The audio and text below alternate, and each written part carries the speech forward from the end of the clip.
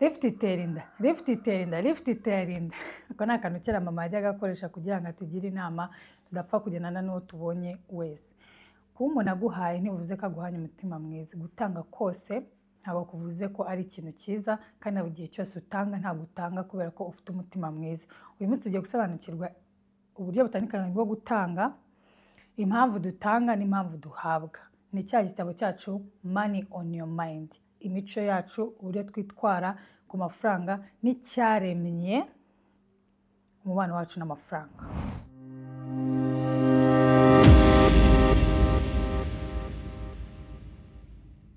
Hi my lovelies, nanjye kubasuhuza. Amazina yitwa Sandrine, ni muri mushyashya ngaha. Welcome back to another episode of I Learn, You Learn, We Grow Together. Turi gusoma igitabo cyitwa Money on Your Mind. Tukigeze kure, turakigerereje. Ni muri mushyashya ngaha, please yakora video zabanje. Twagiye dusobanukirwa ibintu byinshi, impamvu dufata amafaranga ko tuyafata, impamvu tuyakoresha ko tuyakoresha, n'ibindi. Tugeze kuri topic yitwa generosity. Impamvu dutanga, gutanga n'impamvu yabyo. Kubera iki dutanga, n'ubuhe busobanuro buba buri nyuma yo gutanga, ese kuki tunahabwa. Rimwe na rimwe guhabwa bishobora kuzana n'ubundi busobanuro. Ntabwo uba ugomba kureba kuba wahawe cyangwa se kuba watanze, ugomba no kwita ku mpamvu yabyo. Isn't it? Well, point ya mbere muri generosity, sinzi ndi kwita generation.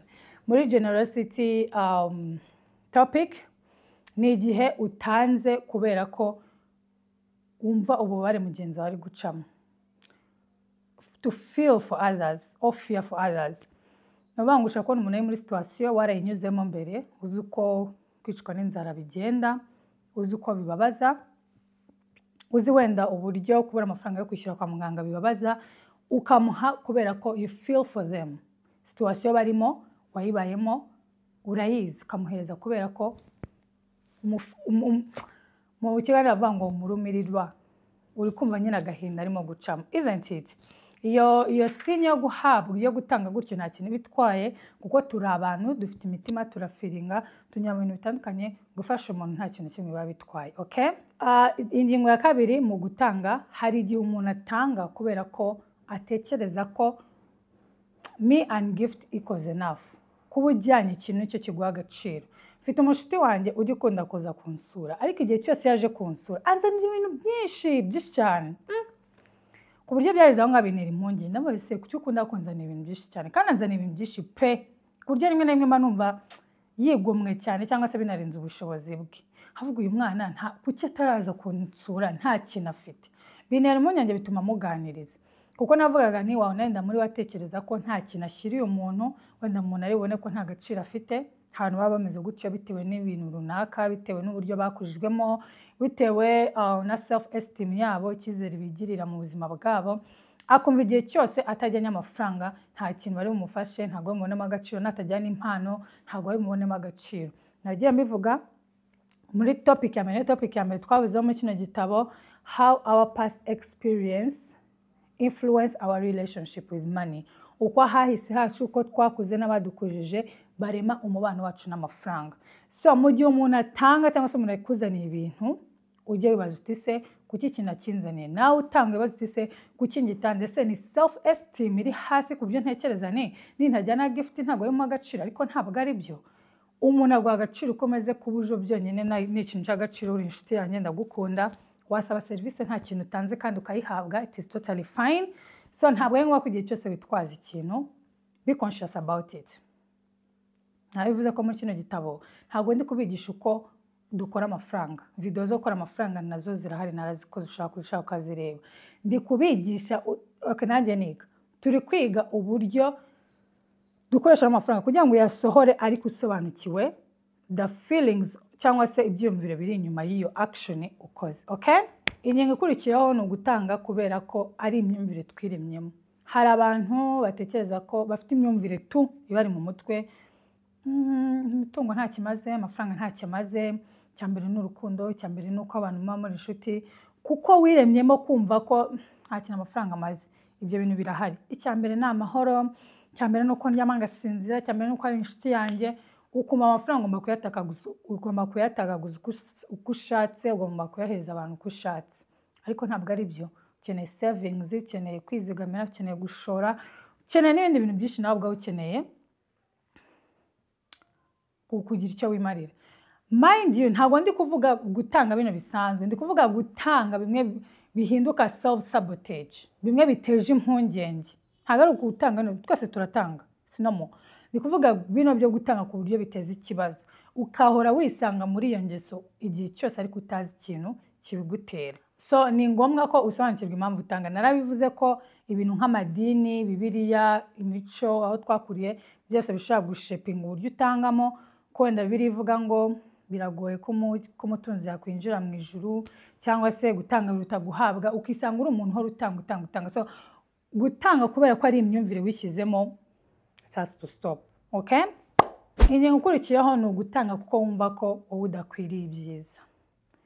Hano muri kino gitabo Vicky Rain yatanze urugero rw'umuntu utanga. Tuvuge wenda nk'urugero, utanze ikanzu ya mama wawe yakoreye mu bukwe, uheje umushiti wawe ngo nawe ayikorere mu bukwe. Umwe akayitanga avuga ati n'ubundi ntabwo ninganya gukora ubukwe vuba aha ngaha, n'ubundi birangana kineye gukora, genda uyambare. Kandi nanone ukabikora mu buryo kuvuga ati uyu ni umuntu w'inshuti yanjye, niyambara ikanzu y'ubukwe mama wanjye yambaye, biratuma numva ndi close nawe, cyangwa se biratuma numva nyine nk'inshuti yanjye ndamufashije, kandi n'igihango cyangwa se n'ikintu atazibagirwa, kuko ubona ubukwe bwe ntabwo yakibagirwa ko yambaye ikanzu ya mama wawe y'ubukwe. Ariko noneho undi wagatanga yakanze avuga ati sha n'ubundi ngiye se ko nabuze unshaka, n'ubundi ntacyo nzayimaza byanjye, reka nyikwiyeru yiyambare, nta nzakina, nta niyo mbona nteganya gukenera. There's a difference. Uwa mbere nubwo ayitanze, ntabwo ari umuntu watakaje icyizere ko atazigera ashaka umugabo, atazigera abona umugabo. Ayitanze kubera ko irahari, iri available, ntabwo ateganya kwikoresha. Ariko nanone n'uburyo bwo kubaka ubucuti n'uyu muntu ugiye gukora ubukwe. Ariko uyu wa kabiri urabona ko yibura icyizere, yitakaje icyizere, iby'isi byaramuyobeye. Yanywe naho abantu bakura ikintu cyo kuvuga ngo ntugatange ikintu utagikeneye. Yakimeye ko ataragikeneye, ko atakigikeneye, nta gasuzuguro. Ariko ushaka kujya deep in their heart, mu mutima ukamenya yuko ntabwo ari agasuzuguro, ahubwo wenda afite struggles ari kunyuramo umutima we, abona atazigira agikenera, nawe yakacyifuje ariko ubuzima ntabwo bumwemereye. So there's a huge difference. Ugomba working on your confidence, on your self esteem, ukamenya uburyo bwo kwikunda, kwigirira icyizere, kubona ubuzima mu buryo buri positifu, ukareka kuvuga nk'umuntu witakaje icyizere. Okay? Gutanga kuko ushaka kugaragaza uburakari cyangwa se umujinya cyangwa se nzi kufitiye umuntu. Hano muri kino gitabo yatanze urugero ngo rw'umushuti we wamuganirije, amubwira ukuntu ngo afite abana batatu. Hari ukuntu abagore mu rugo baba bize mu bintu byo kwita ku bana, ugasanga nawe ubwe ntabwo akitaho, ntabwo akita ku mugabo. Noneho ngo umugabo ku munsi w'abagore amuha gift y'igitabo cyitwa ngo The Good Wife Guide, ko umugore mwiza yitwara mu rugo. Agisomye nyine abona ko message yashakaga kumuhereza ari uko nubwo ari umumama mwiza, nubwo ari umubyeyi mwiza, ariko kuba ari umugore we yarabyibagiwe. Abagore buriya tuba dufite ibintu byinshi, dufite akazi kenshi. Ugomba kwita ku bana, kandi uko wita ku bana ntabwo ari kwita ku mugabo. Nta nubwo umugabo agomba kumva yuko, agomba kumva ko umugabo agomba gushimishwa nuko wise ku bana, bikaba biri egare ko nawe wamwitayeho. Umara kwita ku bana ukajya no kwita ku mugabo, kuko hari byinshi mwakoraga bana batarazi, isn't it? Hari uburyo wamufatagamo, hari uburyo wamutwaragamo bana batarazi. Akeneye ko ubwo buryo buhoraho. Ubwo buryo bugomba gukomeza bukaniyongera, kubera ko nunabugabanya mushaka gutandukana cyangwa mukagirana ibibazo. Ariko bano bana barabasanze, bano bana bazanabasiga. Umugabo ni ikintu cy'ingenzi, umugore ni ikintu cy'ingenzi. Icyo nshaka kuvuga ni uko hari gift dutanga atari uko twashaka gutanga, cyangwa se atari uko ari cyo twashaka gutanga, ahubwo turi kuzitanga mu buryo bwo gutambutsa ubutumwa runaka. Igihe cyose uhawe, think twice. Igihe cyose utanze, kuki ntanze? Ese ubu nibwo buryo bwiza bwo kwerekana amarangamutima yawe yanjye? Uwo mugabo buryo yabikozemo nta kintu butwaye, ariko nawe uhawe wipfa kwifata nk'umuntu udafite ubwenge ngo ureke kubitekerezaho. Think about it. Izo zose ni impamvu zituma dutanga, ni impamvu zituma duhabwa, kandi umuntu agomba kwitondera agatekerezaho ukamenya uko ugomba kureactinga ku bintu. Okay? Ingingo ikurikiyeho ni ugutanga kugira ngo tutazibagirana nitumara gupfa. Cyane cyane abantu babakire cyane, abantu bubatse legacy zikomeye bakunze kwinjira mu bintu bya charity, gufasha imiryango runaka, gufasha abantu runaka kugira ngo batazibagirana. Hano yagaragaje ko biva mu bwoba bw'urupfu, buri abakire barwana cyane kugira ngo badapfa burundu. Nubwo ababizi ko azapfa ariko ntabwo abashaka gupfa nyuma yaho. Niyo mpamvu babajije, hariya niwe muhanzi ukomeye babibajije, ni Bob Marley. Bob Marley baramubajije ati se wowe ubukire ni iki? Aravuga ati ubukire ni uko mpfa ariko simpfe nkazakomeza nibukwa. Ahubwo kandi kajya kambwira Michael Jackson kigana za mbyino ziwe. Ntabwo Michael Jackson aba yarapfuye, aba yarubatse legacy ku buryo na generation zikurikiyeho nazo zimumenya. So abakire cyane bakunze gukora ibyo bintu, ntabwo abatanze kugira ngo abashimishe cyangwa kuko abikunze, abatanga hano Vicky Lane yabyise it's for selfish reasons. Ababikora selfish reasons, ntabwo ababikoze from generosity cyangwa se genuinely. Ababikoze kugira ngo mumukunde, mumwibuke, izina rye muryogeze. Benshi batanga mu matora kugira ngo mubatore. Hano nka Uganda, sinzi wenda mu Rwanda uko bigenda, ariko hano mu Uganda abantu baraza bakaduha n'ibiryo mu rugo, bakaduha n'amafaranga, bakaduha n'udufuka tw'umuceri n'amavuta n'ibiki kugira ngo tubatore. Uko ni ukugweza ariko ntabwo abaguhaye. Abagira ngo ejo uzamwibuke, umutore, napfa utazamwibagirwa, legacy ye ayubake ikwire hose. Okay? Ingingo nyuma ndibusorezeho ni ugutanga nk'igikoresho cyo gukontorora umuntu. Gukontorora abantu, I've been in that situation before, aho umuntu akoreye ikintu cyiza ariko mu byo kugira ngo agukontorore, mu byo kugira ngo influencing decisions zawe, influencing ibikorwa byawe. Mu yandi influencing no kuvuga ndi gukorera equality kubera ko hari abantu bajya banuka ngo nkoresha icyongereza nkakivanga n'ikinyarwanda. Ariko ku influencing ni igihe ufata umwanzuro atari umwanzuro wawe ku giti cyawe uvuye mu mutima wawe, ahubwo ukawufata kubera ko undi muntu hari ikindi kintu yakoze. Urugero rworoshye kugira ubyumve ni ruswa. Umuntu yagiye gukora umwanzuro ntabwo ukora nk'uko yakabaye gukora, ahubwo ukora kubera ko ari influenced n'amafaranga bamuhaye. So gukontorora umuntu ibintu bikomeye. Yagiye atanga ingero nyinshi. Hari nk'imiryango ubusanga umwana yaravutse ari umwe, wenda baba barabuze urubyaro, ugasanga niwe byishimo by'umuryango, bagashaka ngo bamufatire.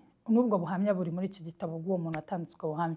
Mama we na papa bakomeza bamuhereza ibintu, ariko atari uburyo bwo kugira ngo, atari uburyo bwo kumukunda, ahubwo kugira ngo agume mu rugo, cyangwa se bakomeze bamugire control, bamubwire icyo gukora, bamugendeho, abaho urufunguzo rw'inzu ye. Hari n'umwana wavuze ko iwabo bamubujije kuva mu rugo, hari n'uwavuze ko yahavuye ariko mama we agakomeza amukurikirana, reka nkwishyurira inzu, reka mukore, ukagira ngo nuko iwanyu bagukunze, ariko ari buryo bwo kugukontorora, ukomeze ukora ibyo bashaka, batumva ko wagiye bo basigare nta kintu basigaranye.